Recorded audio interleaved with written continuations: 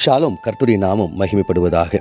கர்த்தருக்குள் பிரியமானவர்களே, வேதவசனம் இப்படியாக சொல்கிறது, அவருடைய சத்தியம் உனக்கு பரிசையும் கேடகமாகும். சங்கீதம் 91:4. கர்த்தருக்குள் பிரியமானவர்களே, வேத வசனத்தில் நம்ம தியானித்த அந்த காரியம் இப்படியாக சொல்கிறது, அவருடைய சத்தியம் உனக்கு பரிசையும் கேடகமாய் இருக்கும் என்று வேதவசனம் சொல்கிறது. இந்த இடத்துல 2 வகையான கேடகத்தை ஆண்டவர் காண்பித்து கொடுக்கிறார். ஒன்று பரிசை, இன்னொன்று கேடகம். இது ரெண்டுமே என்னன்னு சொல்லிட்டு நம்ம யோசிக்கும் போது இது ரெண்டுமே ஒரே வகையான காரியத்தை குறிக்கிறது. பரிசை என்றாலும் கேடகம் என்றாலும் ஒன்று. ஆனால் இது அளவில் பெரியதாய், ஒரு சில காரியங்களில் செய்கின்ற வேலைகளில் அது பெரியதாய் சிறியதாய் இருக்கிறது. பரிசை என்று சொல்லும்பொழுது அது செவ்வக வடிவில் பெரியதாய் இருக்கும். கேடகம் என்று சொல்லும்போது அது சின்னதாய், கைகளில் வைக்கின்ற சின்னதாக இருக்கும். இந்த பரிசை கொண்டு அநேக நேரங்களில் பெரிய காரியங்களை நம்ம பார்க்க முடியும். அதாவது தன்னைத்தானே அவர்கள் யுத்தத்தில் மறைத்து கொண்டு எதிரினுடைய தாக்குதலில் இருந்து தங்களை தப்புவித்து கொள்ள முடியும். இந்த பரிசை கொண்டு அநேக பரிசைகளை ஒன்றாக சேர்த்து ஒரு மதில் சுவரை போன்று ஒரு சூழலை ஏற்படுத்த முடியும். தூரத்திலிருந்து வருகின்ற எல்லா சத்துருவினுடைய காரியங்கள், ஈட்டியாக இருக்கட்டும், கல்லாக இருக்கட்டும், வில்லினுடைய அம்பாக இருக்கட்டும், கத்தியாக இருக்கட்டும், எதுவாக இருக்கட்டும், தூரத்திலிருந்து வருகின்ற எல்லா சத்துருவின் காரியங்களையும் தடுக்க, அதிலிருந்து தப்பித்து கொள்ள இந்த பரிசை உதவுகிறது.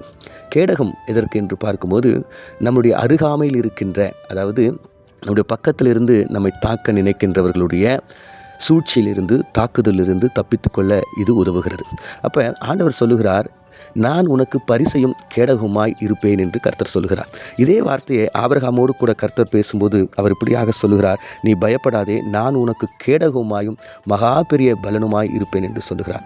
இந்த இடத்துல ஆண்டவர் சொல்லுகிறார், நான் உனக்கு கேடகமாய் இருப்பேன் என்று. எப்போ தெரியுங்களா? யுத்தங்கள் எல்லாம் முடிஞ்சதுக்கு அப்புறம் ஆபிரகாமோடு கூட பேசுகிறார். எதற்கென்றால் இது தலைமுறைக்கான ஒரு வாக்குத்தத்தத்தை அவர் சொல்லுகிறார். நான் உனக்கு மட்டுமல்ல, இனி வருகின்ற நாட்கள் உடைய சந்ததி சந்திக்கப் போகிற எல்லா சாத்தானுடைய கிரியைகளிலும் சத்துருடைய காரியங்களிலிருந்து நான் பாதுகாப்பேன் என்று சொல்லி ஆண்டவர் இப்படியாக சொல்லி நடத்துகிறார். அடுத்ததாக பார்க்கும்போது மத்தேயு 1 நம்ம பார்க்கும்போது ஆண்டவர் 42 ஜெனரேஷனுக்கு அவர் அப்படியான வாக்கு தத்தத்தை நிறைவேற்றுகிற ஒரு தேவனாய், தாவீது முதல் கொண்டு பாபிலோன், இயேசு பிரபு வருகின்ற வரைக்கும் 4 சாம்ராஜ்யம் அவர்களை, இயேசு பிரபுனுடைய தேவனுடைய பிள்ளைகளை அவர்கள் வாதித்த பொழுது, துன்பம் கொடுக்கும்போது அவைகளிலிருந்து மீட்ட தேவனாய் இருக்கிறார். இன்றைக்கும் கர்த்தனமோடு கூட சொல்லுகிறார், நான் உங்களுக்கு பரிசையும் கேடகமாய் இருந்து தலைமுறையாய் உங்களை பாதுகாத்து, தூரத்தில் இருந்து பக்கத்தில் இருந்து வருகின்ற எல்லா சத்துருவின் போராட்டங்களிலிருந்து உங்களை விலக்கி பாதுகாப்பேன் என்று சொல்கிறார். கண்களை மூடி நாம் ஜெபிப்போம். எங்களை அதிகமாய் நேசிக்கிறேன் நல்ல தகப்பனே, நாங்கள் தியானித்த இந்த வேத வசனத்தின் பிரகாரம் எங்களை ஆண்டவரே நடத்தும்படியா, நீர் எங்களுக்கு கேடகமாய் இருக்கும்படியா இயேசு மூலம் ஜெபிக்கிறோம் நல்ல பிதாவே,